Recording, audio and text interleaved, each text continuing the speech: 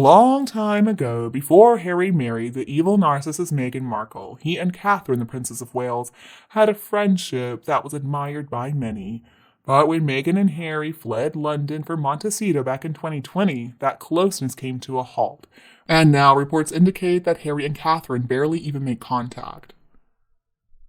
So fast forward 4 years, and sources confirmed to Woman's Day magazine that the past few months of chaos engulfing the firm has encouraged Harry to seriously consider a semi-permanent move home to be close to his father, King Charles, and also offer support to his ailing sister-in-law, Catherine. The truth is, Harry is really concerned about Catherine, and despite them growing apart, he can't bear that she's going through such a horrific time, says one palace spy. He does carry an enormous amount of guilt over his treatment of Catherine in his book, and he knows she was one of his closest friends and allies for some of his most formative years. So amid all the drama surrounding Catherine and William, sources claim that Harry knows firsthand the damage that can be caused by online trolls and also publicity teams that don't know how to do their jobs. Sources confirm there is no way he'll stand by and watch his sister-in-law suffer anymore. Unfortunately, though, for the lovely Princess Catherine, who has told us that she's been diagnosed with cancer, it doesn't seem to matter how many times she's spotted out and about or how many statements she releases. It seems like these insane internet conspiracy theories are still making the rounds. And it seems like there are so many people who are still not convinced that she's just fine, that she's safe with her family, just going through some medical treatments. So the hysteria surrounding Catherine's public break reached a fever pitch when the London clinic, where Catherine was undergoing treatment, announced that it was launching an investigation after at least one employee tried to get access to her private medical records. And sources claim that it is this moment that has encouraged Harry to understand he has got to be in the UK to be there for his family. He knows he needs to urgently get home and spend a prolonged amount of time with his family. Things are truly out of hand, according to a close friend, who confesses that Prince Harry does have an ultimate goal of moving home with the children and Meghan Markle. But Meghan Markle has made no secret of the fact that she doesn't want to come back to the UK, and the situation has reportedly become extremely fractious at their Montecito McMansion. Harry has stressed the severity of the situation, but Meghan is simply not interested, not now, according to an insider, who claims that Meghan's priorities lie completely on the launch of this new lifestyle brand, American Riviera Orchard. Supposedly, this brand is going to be selling home goods and kitchen linens and jams, and supposedly it is Meghan's last chance to cement herself in the UK. Insiders claim that Meghan just isn't going to jeopardize this business venture by relocating to Britain. The source says she wants to remain focused on her relaunch, and the source also noted that some of Meghan and Harry's most intense arguments have been born from conversations about Harry wanting to spend time with his family, wanting to spend time in the UK. A friend says this time he'll leave Meghan and travel without her, but he wants the kids around Catherine. It wasn't that long ago she was one of his closest and most trusted friends. And the friend also says that the biggest sticking point for Harry is now the fact that his kids hardly even know their Aunt Catherine, and they simply know nothing about the relationship that Harry and Catherine once shared. The source went on to say, this time he's backing himself. He won't let Meghan interfere with an important trip like this, not because of business and not because of issues in the past. His family needs him. Meanwhile, in other news, recently people online have been buzzing about info about Meghan revealing some secrets from her dark and shady past. Do you remember when I talked about Marcus Anderson, I mentioned Meghan's Uncle Ron? Well, the person I was talking about was, of course, Ron Burkle, and now he is the main shareholder in Soho House. So what happened was the founder, Nick Jones, received a cancer diagnosis, and so he decided to buy shares. And then later on, he took control by investing using his Eucopia Companies Limited liability company. And the partner is Ashton Kutcher. And then in 2005, Meghan Markle made a brief appearance in a movie called A Lot Like Love alongside Ashton Kutcher. And in the credits, Meghan Markle is listed as Hot Girl. Is there any way, though, that Meghan Markle would have let Ashton Kutcher escape? I don't think so. I mean, he was a well-known actor, and he was part of a company worth millions or perhaps even billions at the time, and he also had connections to the powerful Ron Burkle. I can only connect Meghan to the Soho House LA branch in 2010. Before that, rumor has it, she was a yacht girl on the Soho yacht.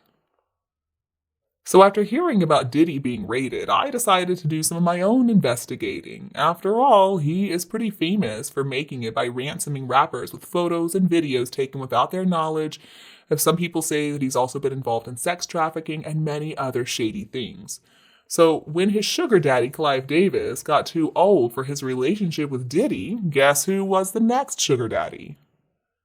If you guessed Ron Burkle, ding ding ding, give yourself a little prize. In 2015, Meghan spent time with Burkle. She was being paid for her time naturally, and he even took her to the White House. He is known to fund those running for presidency, and this year, reportedly, it is Donald Trump's turn. And supposedly, he's the one who moved her up to the escort side of Soho House. And Meghan's bestie is none other than Ron's Soho House second-hand man, Marcus Anderson. Wherever Meghan goes, Marcus is there following behind her. There's a lot to this story, and it's all very, very shady, but that's all I'm going to say for this piece of news today. We're going to continue to talk about this in later videos, so please stay tuned. Now remember, this is just what I have pieced together from the research I have done. If you want to share this information with your friends and family, feel free to do so, or direct them to this channel. One thing, though, we can be certain of, Meghan Markle's skeletons are going to come spilling out of her closet eventually. I don't care what she tries to cover it up.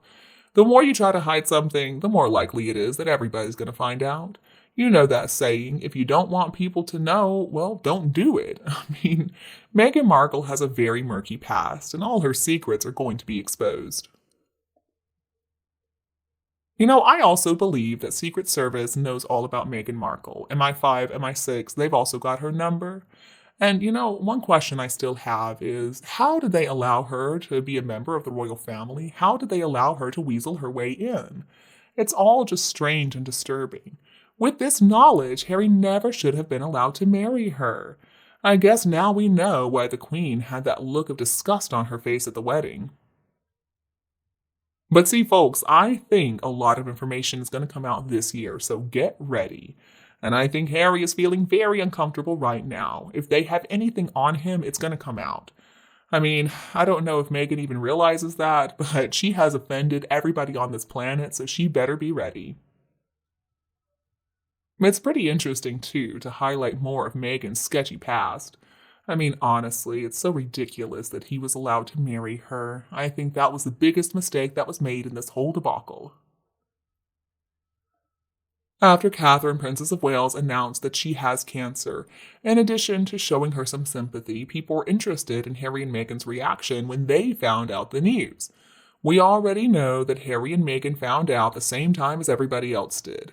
They were not informed in advance. Well, gee, I wonder why. And so Harry and Meghan issued a statement wishing Catherine health and healing, which, of course, many people are upset about, and I understand why. Because, let's think about how hypocritical it is for them to be wishing her well, but at the same time, they would have received a lot of flack if they hadn't issued any statement at all. But I'm not going to worry about Harry's reaction. Honestly, folks, I've got a couple of friends right now who are fighting cancer, and my thoughts are first with Catherine. She was forced to make a public statement about her illness because apparently she has to explain every single moment of her life as a working royal. It was wrong the way people went after her. And I'm so worried about those 3 kids.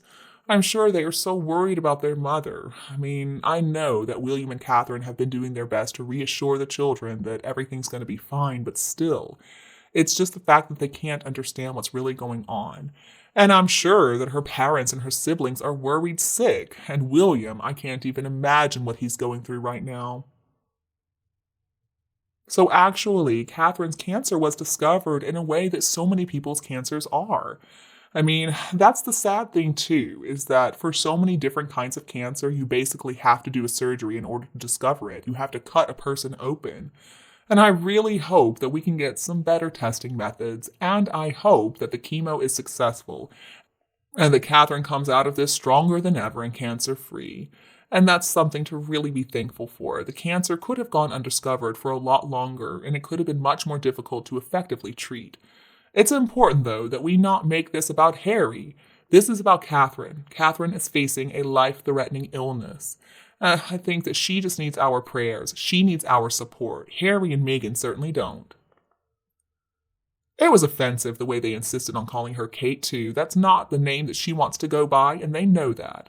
I'm sure that William and Catherine wish that things could be different between them, and I'm sure that Harry wishes that he and Meghan could have been there emotionally, and that they could have helped with royal duties, but I don't believe William and Catherine want that, and honestly, I know Meghan doesn't. I'm not convinced that Harry truly does either. And it's just their PR people trying to make them look like caring relatives. I mean, you know the next one's going to be, oh, Harry and Meghan were snubbed. They weren't invited to the Easter celebrations. Wah, wah, wah. Usually, it's also not Harry and Meghan's PR people who are releasing stuff when they're not invited. It's somebody else's headline. There are people who have a full-time career finding examples of Harry and Meghan being snubbed. And people who can't get enough of that are not the Sussex supporters looking to be outraged. Instead, it's usually the people who despise Harry and Meghan. We're looking for some schadenfreude. So if I were diagnosed with cancer, God forbid, I would have wanted to keep it private too. Honestly, I probably wouldn't have even told my whole family.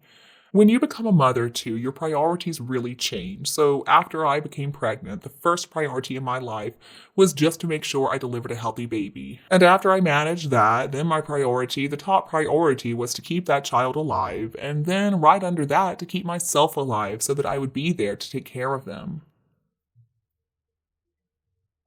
I'm sure Catherine is struggling with so many different feelings right now. I mean, both her parents are still living. I'm sure that she feels horrible because they're having to watch their own child go through this.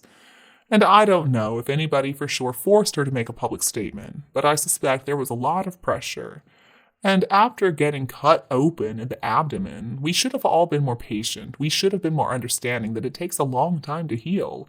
I sure do hope, though, that she makes a full recovery. And the truth of the matter is, every illness is individual to that patient. And cancer is a really scary word. I mean, many people get scared off altogether. But I think it's important for people to be honest about their conditions, because then people won't feel so alone. Can you imagine how many people are out there who are suffering from cancer, and they heard Catherine make that statement, and they felt like, wow, it's not just me. So I think the level of support that we have seen for the Princess of Wales is great. And, I understand too, if people don't want to announce their diagnosis. I think we should respect that. I can't imagine how difficult it is to battle this disease alone, especially with criticism at every turn. So I think Catherine's decision was probably her choice, even though I still believe there was some pressure exerted upon her.